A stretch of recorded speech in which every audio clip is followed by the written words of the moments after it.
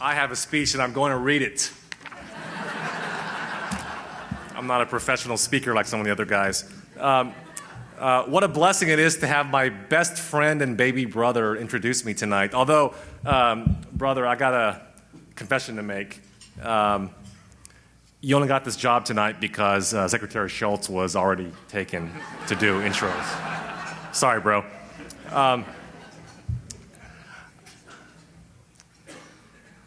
Mr. Lee, I will go off script here for a second. I was personally touched by what you said.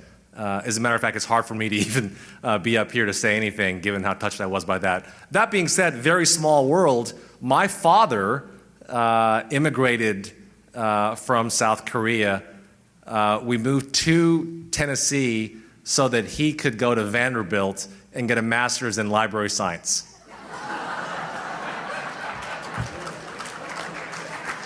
No joke. It's really weird. My brother and I were looking at each other like, is this a joke? This is really weird. Library science. Who studies library science? And two Koreans in the South study library science.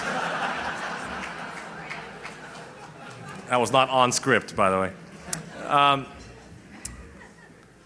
I'm glad my brother talked about the fact that we did immigrate from South Korea, as that helps explain one of the things that I do want to focus on tonight. I was told by Bruce that I have 3 minutes or less, which is that I'm very keenly focused on supporting our armed forces.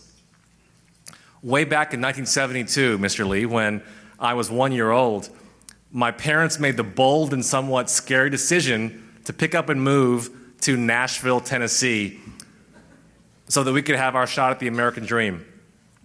Now, fast forward to today, I truly believe were our family still in South Korea, that there would have been nearly zero chance to have had the opportunities that being an American has afforded me. As a result, I'm proud to say I love America. More importantly, I will never tire of loving and supporting those that have fought for my right to have the American way of life, especially you, Secretary Schultz.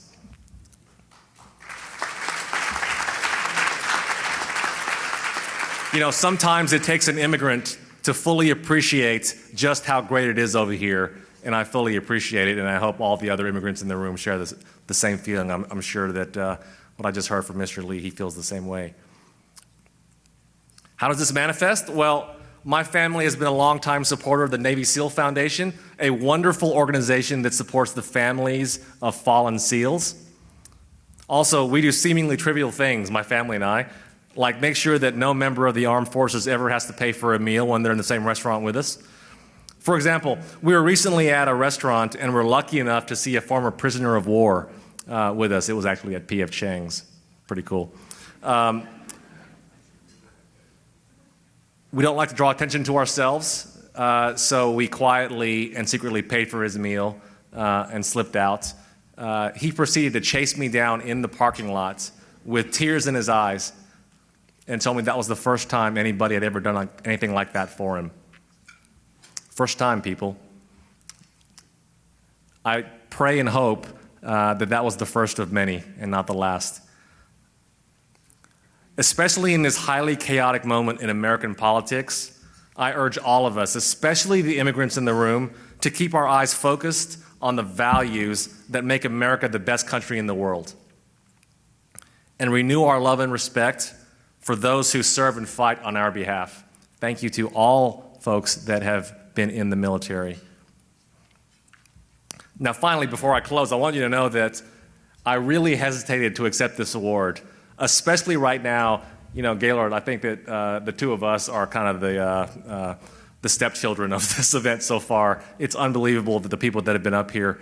I feel like awards like this are usually looking back on a lifetime of accomplishments, and I feel like my best days are ahead of me. I sure hope that I do enough good things over the course of the rest of my life. Mr. Lee, you said you were 89 years old? 89 years old? I sure hope I do enough things for the rest of my life to warrant you good people inviting me back here in another 44 years. Thank you very much.